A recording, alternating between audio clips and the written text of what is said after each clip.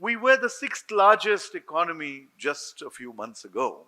But as a result of the collapse of the rupee against the dollar, under Prime Minister Modi's watch, we essentially are in a situation now where we've slipped from being the fourth largest to the sixth largest economy.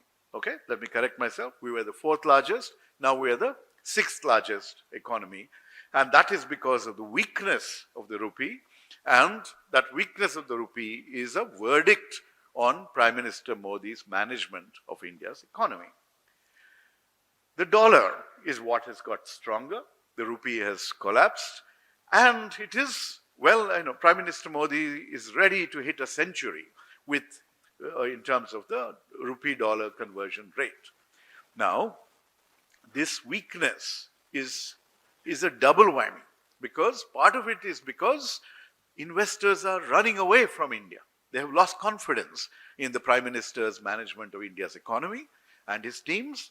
And even if we want them to come back, seeing the collapse of the rupee, it makes it much worse for them to be able to recover their investments if the rupee depreciates the way it has been depreciating.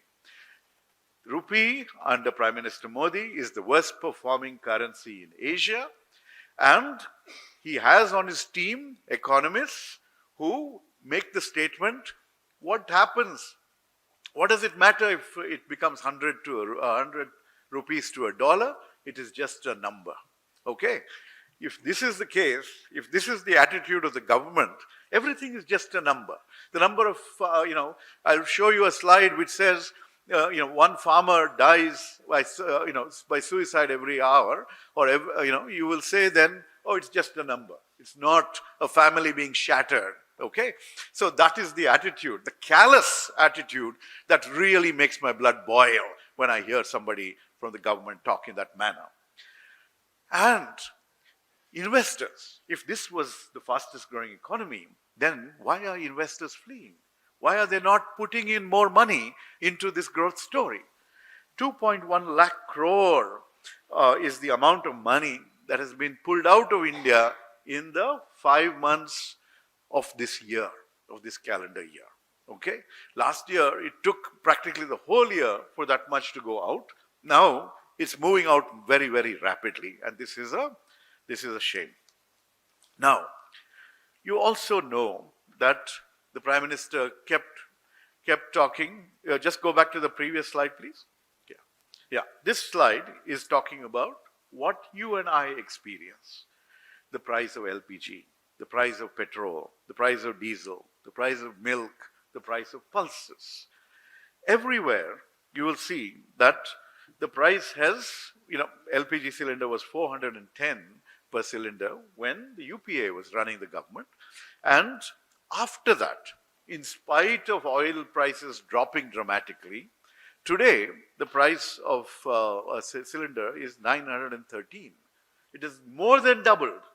Now, when you see that things have more than doubled across these basic essential commodities that we need for our daily life, the question that you must ask is, have people's income doubled?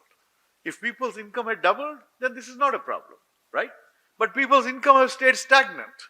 That means that their real incomes, as we economists call it, have fallen, and as a result, people are cutting down on how much they consume, how much they can eat, how much they can travel.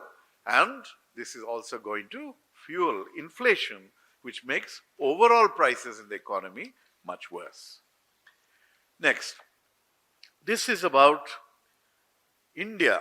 The Prachar, we will transform Bharat into a global center for employment generation. Well, unfortunate reality, 4 out of 10 graduates remain unemployed. The more you study, the worse your chances are in terms of getting hold of a job. Urban youth employment. We're sitting in the capital city of India, New Delhi. 18.4% is the urban youth unemployment rate. That means 1 out of 5 urban youth is unemployed and is not able to get a regular job. They may be getting employed in the gig economy and things like that. Only 7% of unemployed graduates will secure a permanent salaried job within a year. Okay? So basically, after studying and trying so hard, families investing their savings, borrowing and sacrificing, you end up with this situation where there is no benefit from that education. This is a tragedy. That whole demographic dividend that we were waiting for is evaporating in front of our eyes, vanishing in front of our eyes, presaging a demographic disaster thanks to the incompetence of the Modi Sarkar.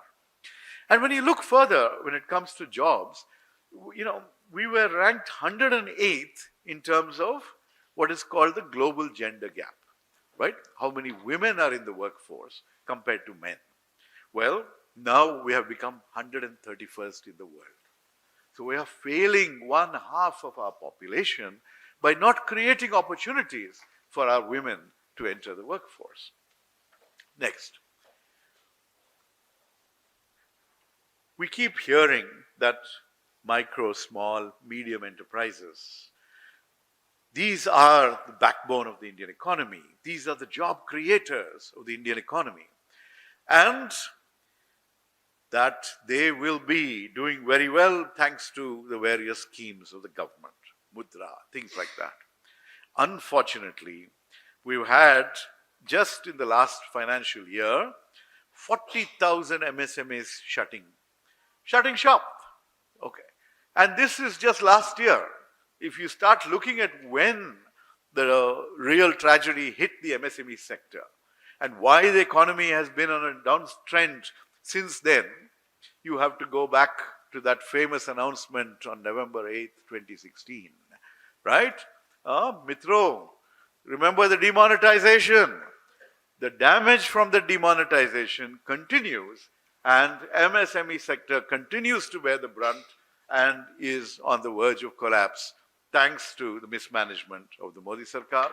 And this safety valve for the country, the driving force of new jobs, is in deep trouble. Next. You remember in 2017, the Prime Minister said he will double farmers' incomes by 2022. It is 2026 today. And farmers are not seeing anything close to a doubling of their income. In fact, they're in a worse situation than they ever were. We have, in the last decade, under Prime Minister Modi, more than 1 lakh agriculture-linked suicides. That means that every hour, one farmer or farm laborer dies by suicide. Is that because their incomes doubled? Or is this just a number to this government that does not matter? That is the question you need to ask. It is a real shame that the burden of farm debt is now 33.5 lakh crores, 33.5 billion rupees.